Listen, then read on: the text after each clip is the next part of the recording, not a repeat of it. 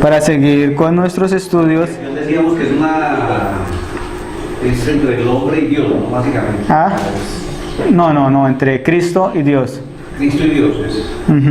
Vamos a ir ahí a Isaías. Dios y el hombre. Dios y el hombre, pero sí, o sea, digamos, pero o sea, es para el hombre, o sea, es Dios castiga a Cristo para expiar el pecado del hombre. ¿Ahora sí? Entonces vamos a ir a Isaías 53:6.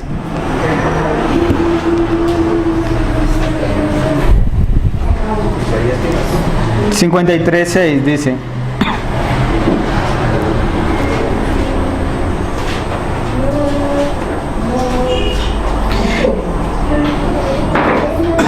dice la escritura en Isaías 53:6: todos nosotros nos descarriamos como ovejas, cada cual se apartó por su camino. Y continúa diciendo: mas Jehová cargó en él, hablando en Cristo, el pecado de todos nosotros. Hebreos 2:17 dice: por lo cual debía ser en todo semejante a sus hermanos, para venir a ser misericordioso y fiel sumo sacerdote en lo que Dios se refiere, para expiar los pecados del pueblo.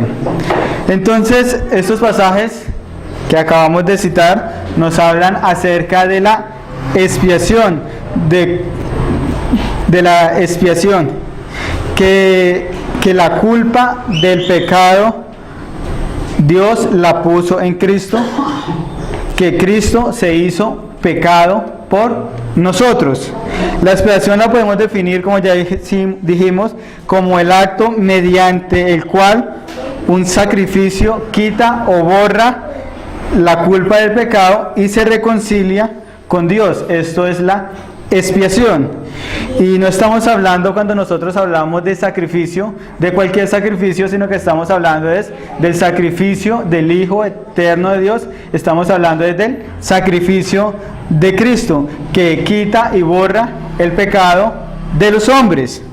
Pues el sacrificio de Cristo, aparte de expiar, también es un sacrificio que propició, mejor dicho, apaciguó o eliminó la ira de Dios, obteniendo el favor de Dios. Pues su sacrificio satisfizo la justicia, borrando la culpa, purificando el alma y reconciliándola con Dios, ya que la justicia y la santidad de Dios le obligaba a condenar el pecado, pues la justicia exigía la muerte del pecador. Pablo dice en Romanos 1:18: porque la ira de Dios se revela desde el cielo contra toda impiedad e injusticia de los hombres que detienen con injusticia la verdad. Primera Tesalónicas 1:10: y esperar de los cielos a su Hijo, al cual resucitó de los muertos, a Jesús, quien nos libra de la ira venidera. Si nosotros vamos al Antiguo Testamento, Dios soberanamente proveyó una manera para realizar la expiación en el Antiguo Testamento de los pecados mediante sacrificios de animales, cuya sangre era derramada siguiendo algunas instrucciones divinas.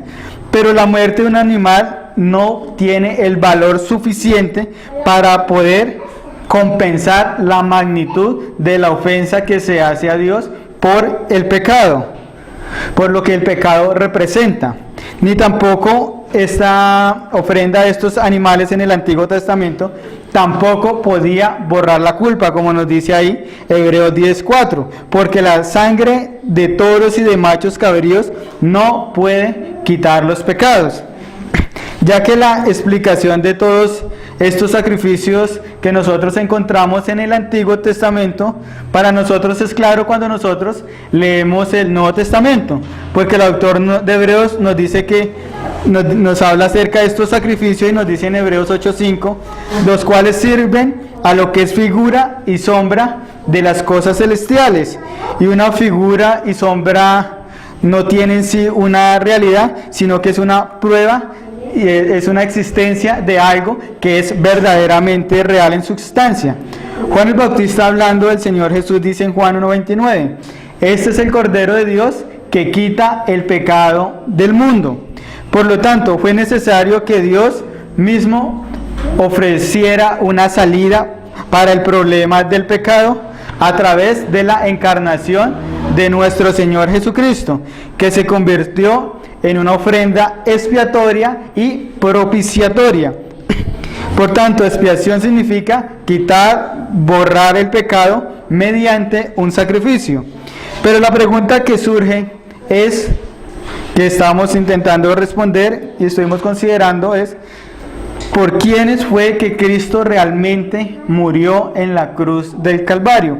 ¿Por quiénes fue los que Cristo hizo expiación de sus pecados? Un primer postulado nos dice que Cristo murió por todos los seres humanos sin distinción, quitó el pecado de cada uno de los seres humanos y los reconcilió con Dios. Pero esta respuesta no puede ser una respuesta verdadera, porque si Cristo murió por todos los seres humanos y los salvó, efectivamente todos los seres humanos serían lógicamente salvos. Y todos reconocemos que todas las personas no son salvos, porque algunos sí son salvos y otros no son salvos. El segundo postulado dice que la muerte de Cristo es para poder hacer salvables a los hombres. No es salvarlos, sino poder hacerlos salvables. La idea es la siguiente: Cristo murió por todos, pero el efecto es hacer posible la salvación a Dios, para Dios poder salvarlos. Y la manera como Dios puede salvarles ahora es con un cambio de requisito. Antes, para que un hombre se pudiera salvar, tenía que cumplir perfectamente toda la ley. Y como ningún hombre puede cumplir perfectamente toda la ley, entonces dicen que Dios cambió el requisito, porque nadie puede salvarse por medio de la ley, y el nuevo requisito solamente es la fe en Jesucristo. Antes la salvación era por medio de la ley, ahora la salvación es por fe, por un cambio de requisito. Nadie puede cumplir, como dije, perfectamente la ley, pues es imposible para cualquier hombre obedecer los mandamientos todos los mandamientos perfectamente de la ley de Dios. Ahora el requisito es creer en Jesucristo, la fe salvadora. Y el tercer postulado es: la muerte de Cristo es suficiente para salvar a todos los seres humanos, mas sin embargo solo es eficaz para los elegidos, para los escogidos. Si nos preguntan a nosotros por quiénes murió Cristo, debemos ser cuidadosos cuando nosotros vayamos a responder esto, porque nosotros podemos decir que Cristo murió por todo el mundo, porque la muerte de Cristo es suficiente para salvar a todo el mundo. Mas sin embargo, Cristo solo murió efectivamente en la cruz solo por los escogidos, por los que Dios ya había escogido desde la eternidad pasada.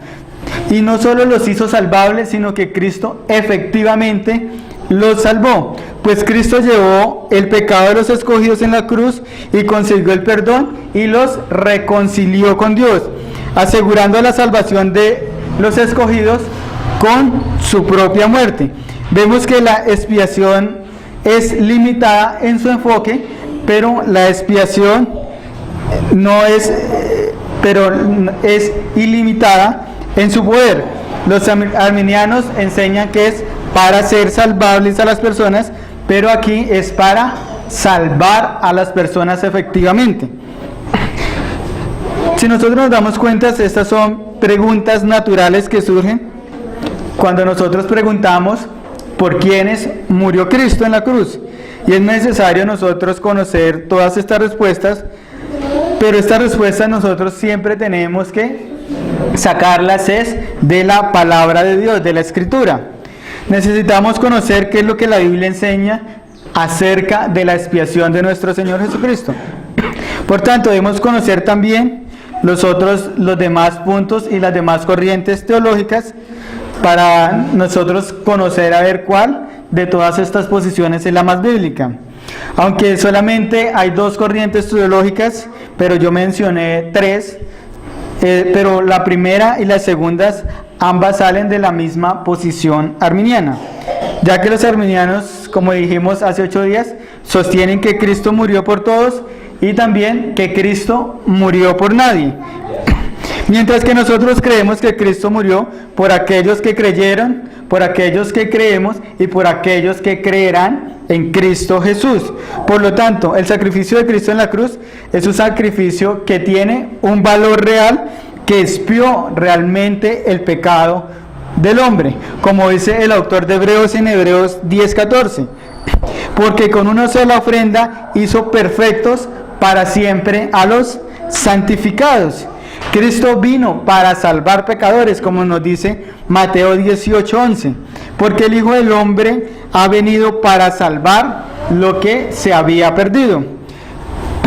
Por tanto, al leer las Escrituras nos damos cuenta que la expiación de Cristo no es una expiación general, de que Cristo murió por todos los hombres, porque Cristo no murió por todo el mundo.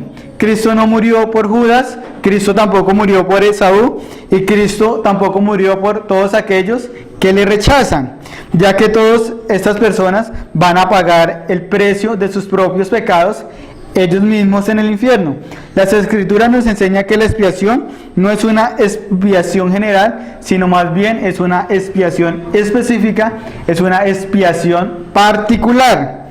Por lo tanto, cuando nosotros hablamos de expiación limitada, no estamos afirmando que la expiación de Cristo sea limitada en su poder para salvar, porque nosotros creemos que la expiación de Cristo es una expiación ilimitada en cuanto a su poder, ya que Cristo salva de una forma completa. Cristo es un salvador suficiente, ya que su sacrificio puede expiar, puede quitar cualquier pecado del hombre, porque la expiación de Cristo tiene un valor real, la expiación de Cristo tiene un valor infinito.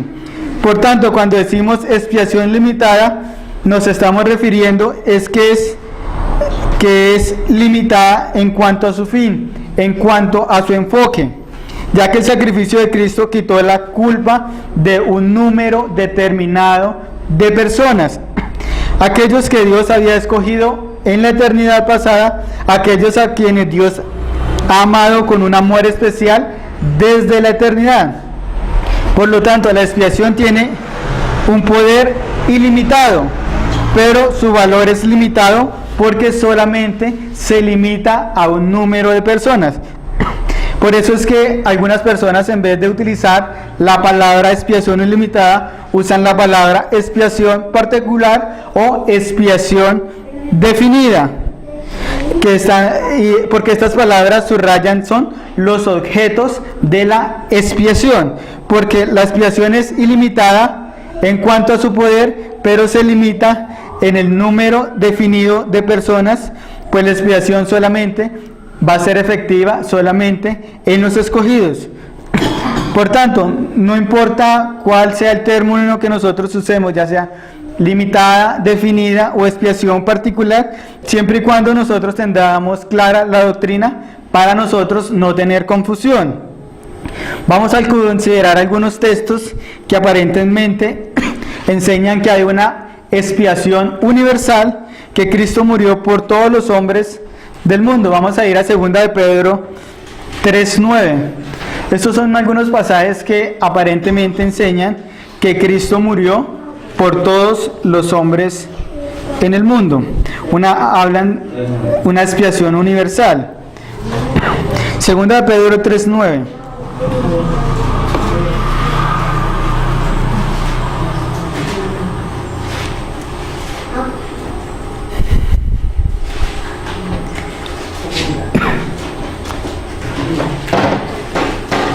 Este pasaje nos dice ahí, 2 de Pedro 3:9, el Señor no retardará su promesa, según algunos la tienen por tardanza, sino que es paciente para con nosotros, no queriendo que ninguno perezca, sino que todos procedan al arrepentimiento. Este pasaje nos dice, no queriendo que ninguno perezca. Por estas palabras muchos afirman que Cristo murió por todos los hombres del mundo, que la expiación de Cristo es una expiación universal porque Dios no quiere que ningún hombre perezca. Y esta palabra que nosotros encontramos acá en este pasaje, queriendo, es la palabra griega boulomai, que básicamente significa desear o voluntad. Y nosotros sabemos que Dios hace todas las cosas como según el designio de su voluntad. Pues Dios hace según, como nos dice Daniel, hace según su voluntad en el ejército del cielo y en los habitantes de la tierra, y no hay quien detenga su mano y le diga qué haces. Por lo tanto, Dios hace lo que Él quiere, y nosotros también creemos en la inerrancia de las Escrituras, pues la Escritura no se contradice. Isaías 46:10 nos dice: que anunció lo por venir desde el principio y desde la antigüedad, lo que aún no era hecho. Que digo, mi consejo permanecerá y haré todo lo que quiero. El apóstol Pedro, inspirado por el Espíritu Santo, nos dice: no queriendo que ninguno perezca, sino que todos procedan al arrepentimiento. Y también Isaías nos dice: y haré todo lo que quiero. Pero al comparar estos dos pasajes, el pasaje de Isaías 46:10 con el de 2 de Pedro 3:9, donde Isaías al final del pasaje nos dice: y haré todo lo que quiero, y Pedro nos dice que Dios quiere que todos los hombres vengan al arrepentimiento, la pregunta sería ¿por qué todos los hombres no vienen al arrepentimiento? Porque Dios tiene el poder para hacer que todos los hombres vengan al arrepentimiento.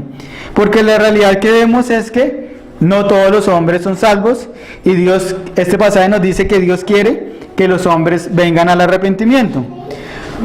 Porque nosotros vemos que muchas personas caminan hacia el infierno, y porque vemos que muchas personas no se arrepienten de sus pecados, pues simplemente nosotros con salir a la calle o prender el televisor y ver a las noticias podemos darnos cuenta que son más los que se pierden que los que se salvan.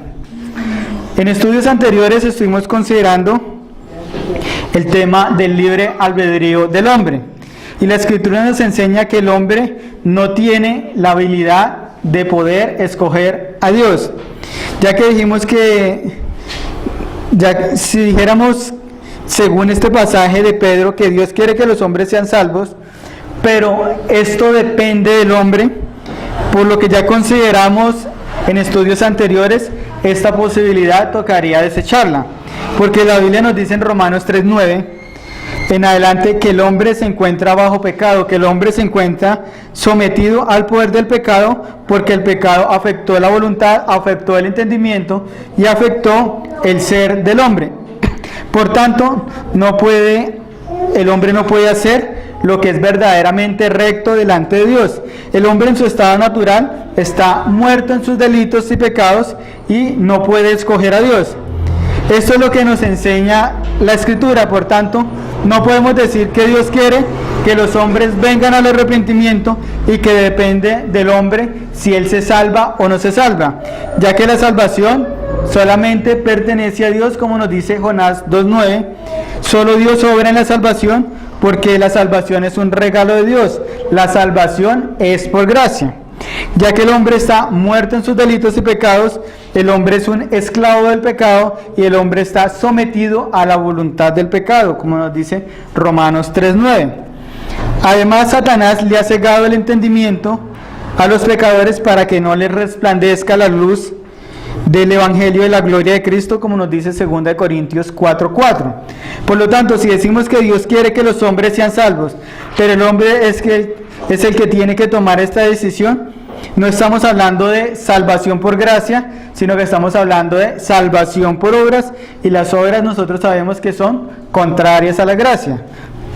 Pedro nos dice: el Señor no retarda su promesa, según algunos la tienen por tardanza, sino que es paciente para con nosotros, no queriendo que ninguno perezca, sino que todos procedan al arrepentimiento.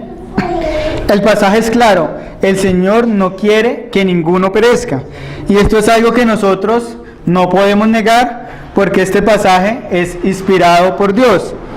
Pedro dice: no queriendo que ninguno perezca. Por tanto, ¿cuál es la voluntad de Dios de acuerdo a este pasaje? Que ninguno perezca. Esa es la voluntad de Dios. Y como dijimos, la palabra que encontramos en este pasaje, queriendo, es la palabra griega boulomai, que significa básicamente desear o voluntad. Por lo tanto, lo que debemos preguntar, ¿cómo es que la Biblia define la voluntad de Dios? Bueno, las escrituras, encontramos en las escrituras que las escrituras definen de tres maneras la voluntad de Dios. La primera es la voluntad de decreto o la voluntad secreta. La segunda es la voluntad preceptiva, que es la escritura, los mandamientos que encontramos en la escritura. Y la tercera es la voluntad de disposición. Entonces vamos a mirar la primera voluntad. La voluntad de Dios, la voluntad de decreto o la voluntad secreta. Y se refiere a la soberanía de Dios por la cual todo lo que Dios decreta necesariamente tiene que ocurrir, necesariamente tiene que acontecer esto. Es secreta porque nosotros no sabemos qué es lo que Dios ha decretado, solamente hasta que el acontecimiento ocurra nosotros podemos saber esto. Un ejemplo, Dios había decretado que Cristo muriera en la cruz. ¿Algún hombre pudo troncar este decreto de Dios? Ningún hombre pudo troncar este decreto de Dios, porque Dios ya lo había decretado en su santa voluntad. Dios quiso que Jesús muriera para salvar a su pueblo de los pecados. Esta voluntad de decreto, que incluso ningún judío esperaba, que un Mesías sufriente, por lo tanto la voluntad de decreto se cumple porque Dios ha determinado que esto suceda, porque Dios lo ha decretado. Ahora, si nosotros quisiéramos aplicar la voluntad de decreto a 2 de Pedro 3:9, ¿qué pasaría? Que ninguno perecería. Así como Dios había determinado que Cristo muriera, como dice Pedro en 1 de Pedro 1:20, hablando de Cristo, dice: ya destinados desde antes de la fundación del mundo, pero manifestado en los postreros días por amor a vosotros, porque Dios es poderoso para llevar a cabo su santa y su buena voluntad. Pero lo que vemos es que son muchos los que perecen. Por tanto, no podemos nosotros aplicar la voluntad decretiva de Dios a este pasaje. Y como vimos, la voluntad de decreto de Dios se va a cumplir o se va a cumplir. Por lo tanto, si aplicamos la voluntad de decreto a este pasaje, cuando dice no queriendo que ninguno perezca, entonces ninguno podría perecer, porque Dios ya lo había decretado que así sucediera. Pero vemos que esto no es así como está pasando. Ahora examinemos la segunda voluntad de Dios, y es la voluntad preceptiva. Esta es la voluntad de sus preceptos o mandamientos.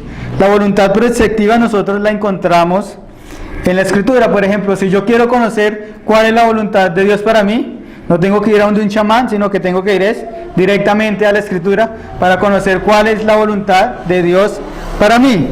Pero vemos que la voluntad preceptiva de Dios se puede desobedecer. Los hombres pueden desobedecer la voluntad preceptiva de Dios, pues los mandamientos de Dios se pueden desobedecer, porque no necesariamente lo que Dios dice en la escritura se va a cumplir. Y cuando no se cumple la voluntad preceptiva de Dios, lo que se encuentra en la escritura, esto es un pecado.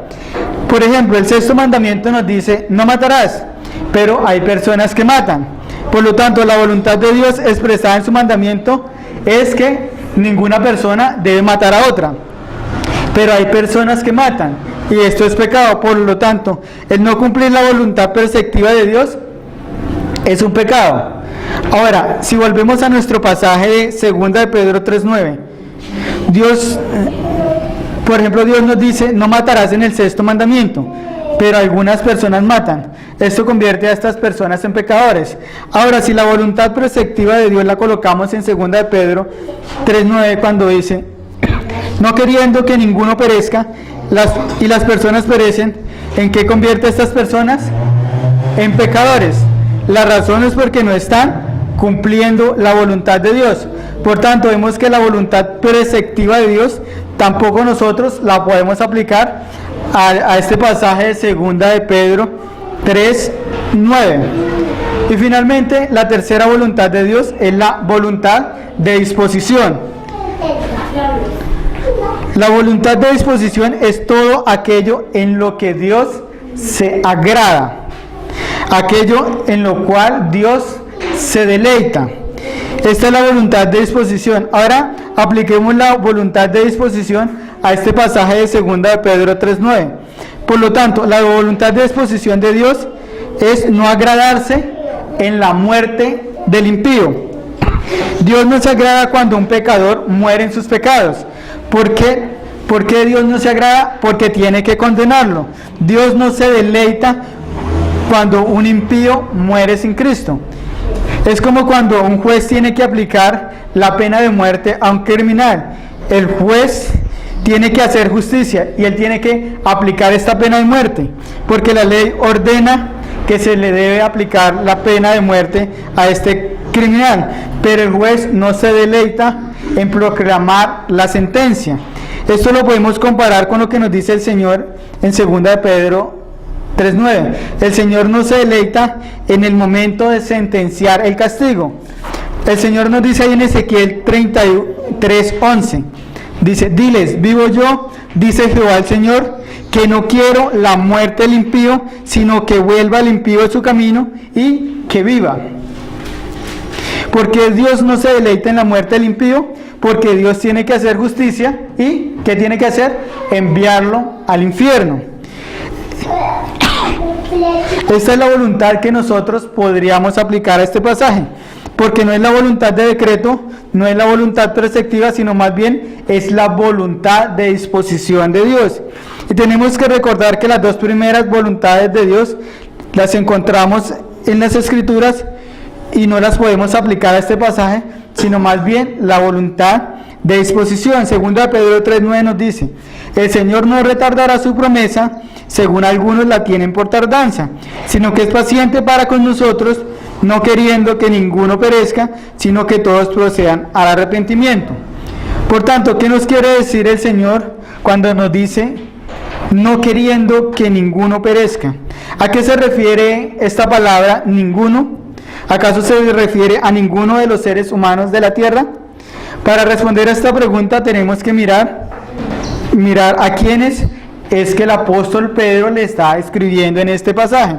Para eso vamos a ir al contexto de este pasaje, para saber a quiénes son estos ninguno que Pedro nombra en el verso 9. Segunda de Pedro 3:1 nos dice amados. Empieza con esta palabra, amados. Y cuando Pedro está diciendo amados, se está refiriendo a creyentes. Pedro se está refiriendo solamente a cristianos. Luego más adelante en el verso 8 nos dice, oh amados, otra vez. Una vez más Pedro se está refiriendo a creyentes. Y en el verso 9 Pedro dice, sino que Dios es paciente para con nosotros. Por tanto, ¿quiénes son estos nosotros? Son estos amados con los que Dios es paciente. Está hablando acá de los creyentes, ya que Pedro no está diciendo en este pasaje que Dios es paciente con el mundo, que Dios es paciente con los incrédulos o que Dios es paciente con los impíos. Pedro nos está diciendo que Dios es paciente con los creyentes, con nosotros los amados, con los cristianos. Dios es paciente con los hijos de Dios. Por lo tanto, cuando Pedro dice no queriendo que ninguno perezca, ¿quiénes son estos ninguno? Se está refiriendo a ninguno de vosotros los creyentes, porque la elección de Dios es segura y ninguno de los escogidos va a padecer. Por lo tanto, este pasaje no se está refiriendo a incrédulos, sino Pedro se está refiriendo a creyentes. Vemos pues que este pasaje de 2 de Pedro 3:9 no está señalando una expiación ilimitada o una expiación universal de que Cristo murió por todo y cada uno de los seres humanos en el mundo, sino que lo que vemos es que Cristo solamente murió por los escogidos, por los amados.